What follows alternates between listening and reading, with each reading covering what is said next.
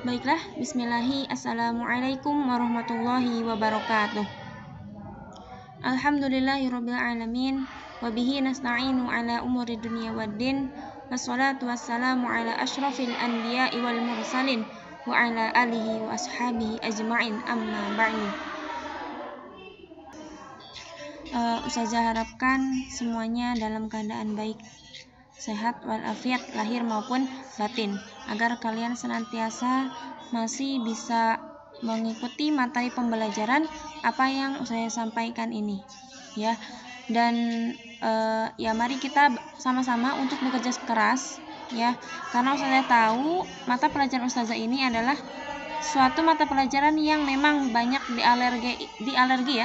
dialergein sama siapa, sama santri semuanya, ya. Jadi banyak di antara kalian mungkin yang alergi atau yang nggak suka dengan mata pembelajaran yang Ustazah ajarkan ini. Tapi ya kita mari bareng-bareng untuk selalu senantiasa belajar semangat dan ikhlas untuk melaksanakan semua kewajiban kita. Baiklah, pada kesempatan kali ini yaitu kita akan melanjutkan materi pembelajaran kita, ya, di bab 1 bagian 2. Bab 1 bagian 2 itu berarti kan harusnya ini adalah bab awal di semester 2, tetapi karena kemarin kita memang belum selesai, ya, di semester 1 materinya, jadi kita melanjutkan dulu dan akhirnya sekarang kita sudah masuk ke materi yang bab 1 semester 2 berarti kalau kita urutkan babnya itu bab ke-4, ya, bab 4. Nah, kemarin kalian sudah mengerjakan latihannya, ya, dan saya harapkan itu memang hasil kerja kalian, ya. Walaupun ada yang sama dan sebagainya, ya, saya tahu siapa yang memang dia jujur, siapa yang memang dia nyontek, dan siapa yang dia memang hanya ngopi paste dan sebagainya. Oke. Nah, untuk materi pembelajaran kali ini yaitu judulnya adalah Ahdaful Qur'ani wa wazifatuhu. Ahdaf itu berarti jamak dari hadafa, ya. Ahdaf berarti jamaknya tujuan-tujuan Al-Qur'an dan fungsinya, ya, dan tugas-tugasnya itu untuk apa saja. Nah, hu-nya itu kembali ke Al-Qur'an. Langsung saja ke seperti biasa, untuk memulai materi di bab awal itu ada tamhid, yaitu ada pembukaan dulu atau kata pengantar dulu, ya. Di sini saya bacakan dulu. Insyaallah ini enggak terlalu susah, ya, kosakatanya. Insyaallah kalian juga mungkin beberapa sudah ada yang tahu. Oke. Al-Qur'anu huwa kalamullahi ta'ala al-munazzalu ala rasulihi wa nabiyhi Muhammad sallallahu alaihi wasallam. Wa yatamayazu wa yamtazul Qur'anul karimu an ghairihi minal kutubi samawiyah bi annahu mahfuzun minat tahrif wa annahu laqad hafizahu Allahu jalla jalalahu fi suduri ibadihi was sutur wa ya'tabiru akhirul kutubus samawiyah allati nazalat alal anbiya'i war rusul wal kutubis samawiyah hiya suhuf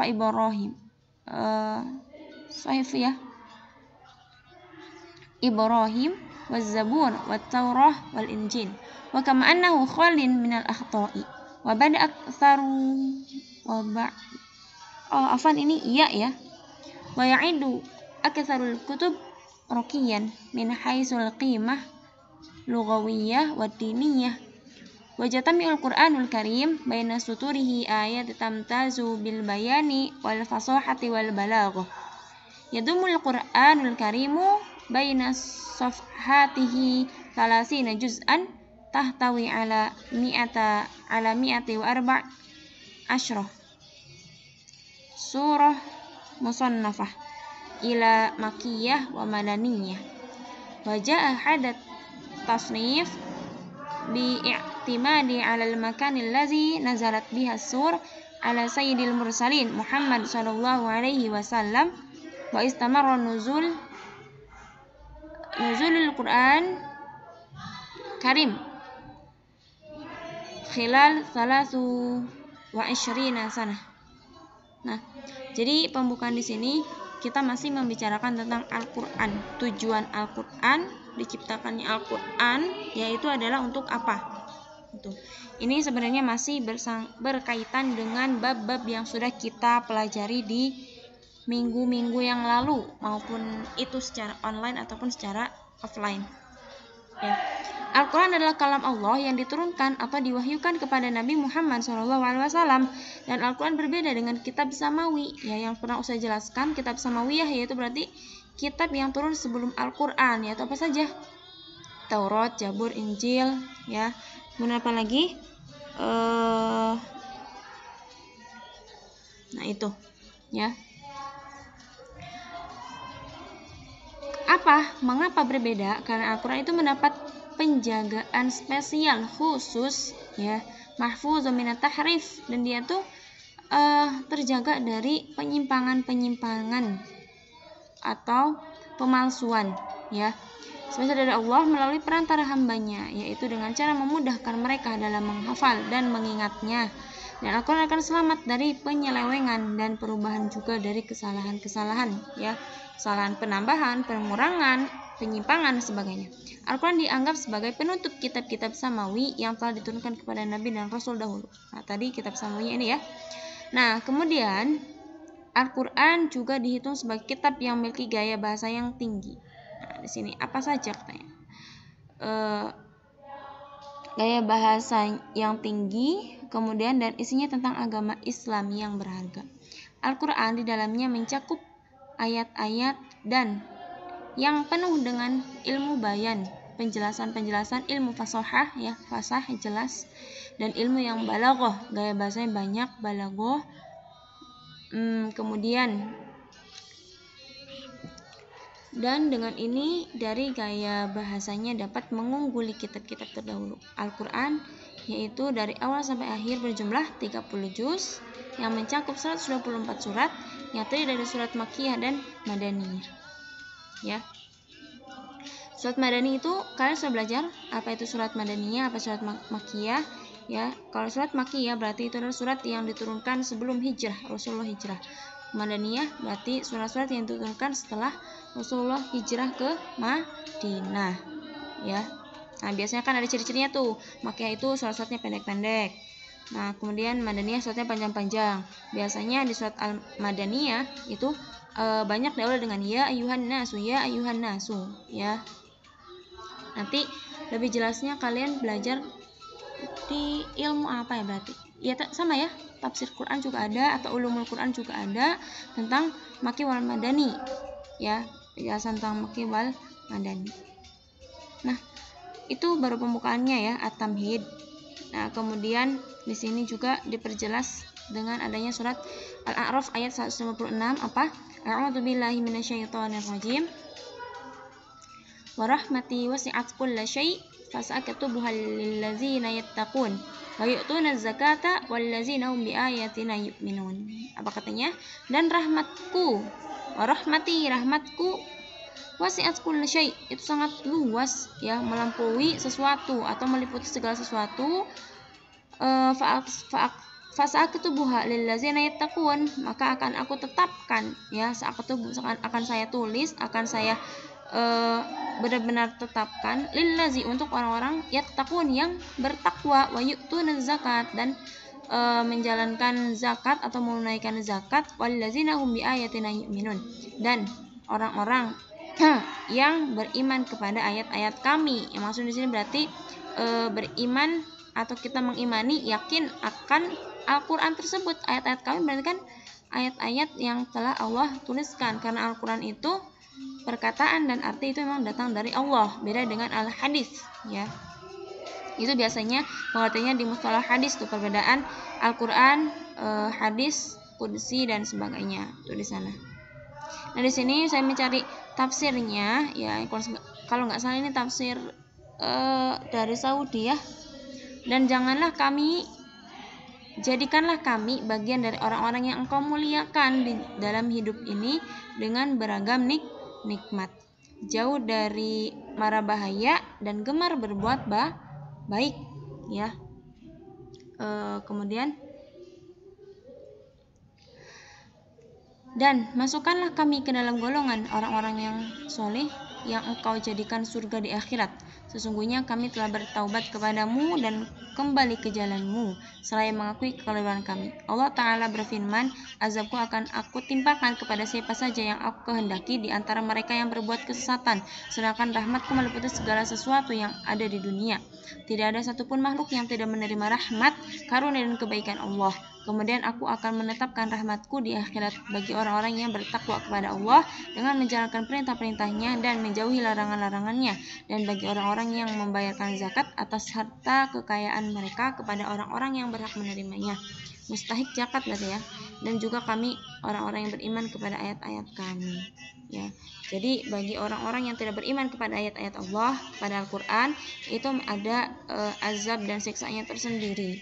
Ya, apalagi orang-orang yang menyeleweng, tidak mengikuti, tidak percaya saja sudah mendapatkan azab. Apalagi kalau sampai kita merubah atau mencoba-coba untuk menyimpang, ya, memalsukan, mengurangi atau menambahi Al-Qur'an. Dan itu memang tidak mungkin. Itu. Karena Al-Qur'an memang penjagaannya sudah spesial dari Allah khusus, ya.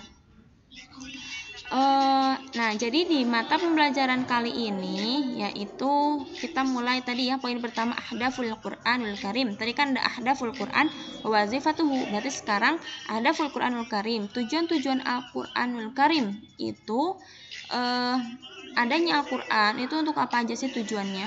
Ya, sebenarnya mungkin lebih banyak lagi, tapi kalau misalkan kita mengikuti dari buku tafsir ini Al-Qur'an, ini ada 16, dan untuk pertemuan kali ini Ustazah sampaikan baru 8 ya, setengahnya insyaallah di pertemuan minggu depan. Mudah-mudahan kita masih diberikan kesehatan dan umur yang panjang. Allah SWT menurunkan Al-Quranul Karim karena hikmah dan tujuan yang agung, sebagaimana menyebutkan dalam kitabnya diantaranya. Yang pertama, ahdaful Quranul Karim hidayatul bashar wa ikhraju minaz zulumati ilan nur, yaitu sebagai petunjuk atau hidayah bagi umat manusia. Al-bashar itu kan Nabi Adam, ya, atau kita semua makhluk, dan mengeluarkan dari kegelapan menuju nur atau cahaya.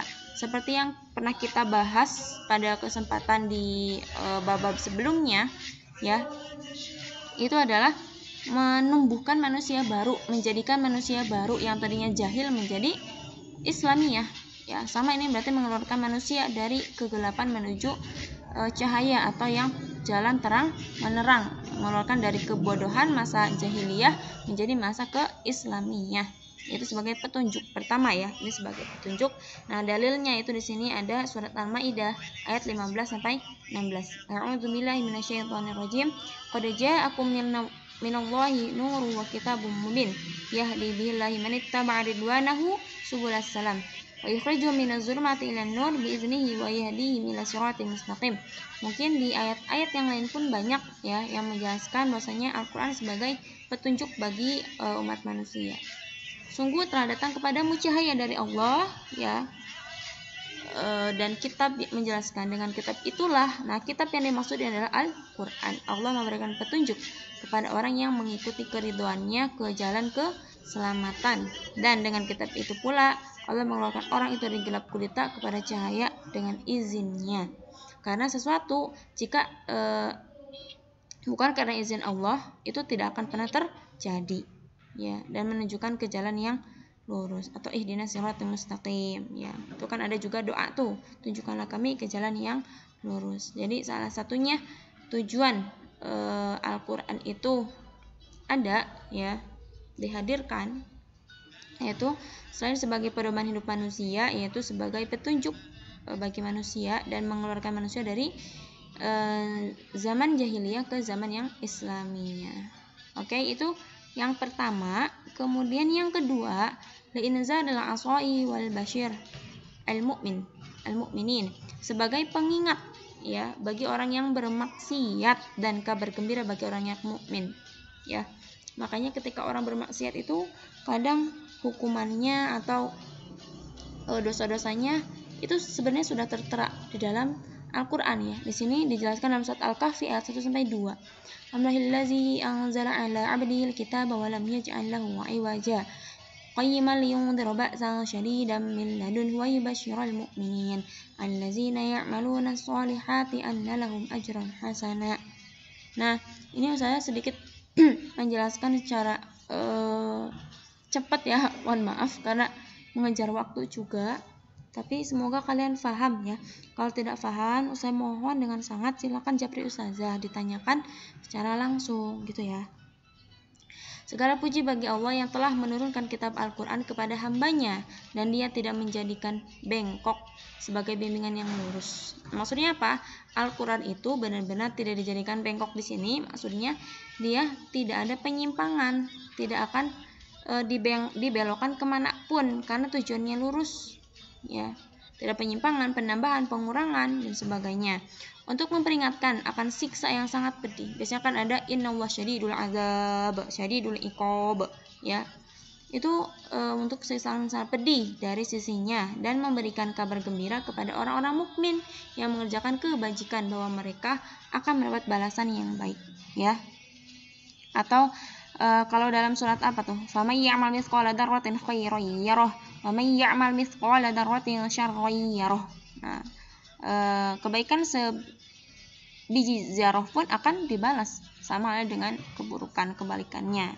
Ya, maka jangan sungkan-sungkan kita berbuat baik selalu ya, karena akan ada kabar gembira di ujungnya nanti. Ya, ketika kita menuaikan kebaikan, maka insya Allah kita akan memanen kebaikan pula. Walaupun kebaikan kita tidak disebut, tapi setidaknya dirasakan oleh orang lain, gitu. Nah, kemudian yang ketiga yaitu tazkiratun liulil albab, sebagai pengingat bagi yang mempunyai akal. Ya, kita manusia diberikan akal, beda dengan hewan. Jadi ini adalah majas ya, tazkirah pengingat bagi yang mempunyai akal. Liulil albab ini sebagai majasnya itu pengingat bagi kita manusia, karena yang diberikan akal itu adalah manusia ya. Surat Toha ayat 1-3. Kami tidak menurunkan Al-Quran ini kepadamu Nabi Muhammad agar engkau menjadi susah, melainkan sebagai peringatan bagi orang yang takut kepada Allah. Jadi Al-Quran diturunkan itu bukan untuk menyusahkan kita, justru adalah sebagai petunjuk ya, sebagai peringatan agar kita yakin beriman kepada Allah dan takut kepada Allah, takut akan siksanya dan takut akan dosa-dosa yang akan kita perbuat kemudian hari gitu loh. Nah, ini makanya diberikan untuk pengingat bagi orang yang punya akal ya. Semoga kita masih diberikan akal, jadi Al-Quran masih pengingat bagi kita semua gitu. Kemudian yang ke berapa nih? Yang keempat, huda wa rahmah, yaitu tujuan Al-Quran untuk sebagai petunjuk dan rahmat bagi orang mukmin dan orang-orang yang baik. Di sini ada ayat An-Naml ya, ayat 1-3. Inilah ayat-ayat Al-Quran. Nah, ini sin, ini tidak ada yang tahu artinya, yang tahu hanyalah Allah, dan kita tidak bisa mentakwilkan ya, menafsirkan atau mentakwilkan, menduga-duga, mengira-ngira, nggak bisa. Sama halnya dengan Yasin, itu hanya Allah saja yang tahu artinya. Inilah ayat-ayat Al-Quran dan kitab yang jelas, petunjuk dan berita gembira bagi orang-orang yang beriman, yaitu orang-orang yang melaksanakan sholat dan menunaikan zakat, dan mereka meyakini adanya akhirat. Ya, ketika kita yakin akan adanya akhirat, berarti ketika kita akan melakukan perbuatan yang keji ya, itu kita harus ingat, oh nanti itu ada akhirat, perbuatan yang kita lakukan itu akan dihisab ya. Makanya itu sebagai petunjuk atau rahmat bagi kita semua ya, ketika kita yakin bahwasanya akhirat itu nanti bakal ada. Jadi hidup kekal itu bukan di dunia, melainkan di akhirat ya. Oke, selanjutnya ke nomor 5. 5. Inulil fahmi wat tadbir, yaitu supaya difahami dan ditadaburi isi kandungannya ya. Jadi makanya salah ketika kita hanya belajar untuk menghafal saja, tetapi kita tidak paham apa yang kita baca dan kita tidak mengetahui isi kandungan yang terdapat di dalam ayat-ayat yang kita baca selama ini. Nah, itu sangat sia-sia ya. Jadi bagus, ada kalanya kita bagus menghafal, tetapi setidaknya kita tahu isi kandungan yang terdapat di dalam surat tersebut. Sia-sia ya ketika kita cuma hanya menghafal saja. Ini ayat yang menjelaskan al-fahmi wa tadbir ini adalah surat An-Nisa ayat 82. Fala yatadabbaruna al-Qur'an walau kana min 'indi ghairillahi lawajadu fi ikhtilafan katsiran. Maka tidaklah mereka menghayati atau mendalami Al-Qur'an. Sekiranya Al-Qur'an itu bukan dari Allah, pastilah mereka menemukan banyak hal yang bertentangan di dalamnya. Ya. Jadi ketika kita tidak mentadaburi, mengikuti maknanya, membaca artinya, memahami, belajar dari ayat-ayat tersebut, maka bisa jadi kita akan percaya bahwasanya Al-Quran itu memang bukan dari Allah Subhanahu wa Ta'ala, melainkan dari Rasulullah atau dari yang lainnya. Ya, tetapi ketika kita mencoba untuk belajar, memahami dan mentadaburi isi Al-Quran, maka insya Allah keyakinan kita pun 100% percaya, yakin bahwasanya Al-Quran itu memang datang dari Allah, makanya tidak akan ada kekurangan dan penyimpangan di dalamnya ya. Kemudian yang keenam, mau'izatun wa syifa'un lima fis sudur ya. Mau'izah itu sebagai nasihat-nasihat, mau'izah dan wasyifa'un kesembuhan dalam hati atau obat hati ya. Wasyifa itu kesembuhan yang mana kalau ada penyakit di dalam hati ya, mengobati penyakit hati itu. Apa kata Al-Quran? Ya ayuhan nasu qad ja'akum mau'izatun min rabbikum wa syifaa'un lima fis sudur wa hudan wa rahmatul lil mu'minin. Wahai manusia, sungguh telah datang kepadamu pelajaran, yaitu Al-Quran dari Tuhanmu, penyembuh bagi penyakit yang ada dalam dada dan petunjuk serta rahmat bagi orang yang beriman. Makanya kenapa penyakit hati itu susah disembuhkan ya. Penyakit hati itu apa aja? Iri, dengki, hasad, hasud ya. Itu adalah berbagai macam penyakit hati yang bisa menggelapkan hati kita, dan obat satu-satunya adalah Al-Qur'an ya. Ketika kita selalu membaca Al-Qur'an, selalu meyakini dan ketika kita membacanya itu menghadirkan hati kita ya, bahwasanya ini adalah untuk ibadah, karena membaca Al-Qur'an adalah ibadah ya. Maka insya Allah hati kita akan menjadi tenang. Maka sebaik-baiknya obat, banyak yang mengatakan sebaik-baiknya obat adalah Al-Quran. Semua obat itu pahit kecuali Al-Quran ya. Itu. Kemudian yang ke-7 dan ke-8 yang terakhir, tenang kelamaan ya. Yang ke-7 lil ibrati wal af'az, untuk diambil pelajaran dan nasihat-nasihat apa yang terkandung dalam Al-Quran. Nah, itu kan nasihat, pelajaran, ilmu-ilmu itu banyak di dalam Al-Quran.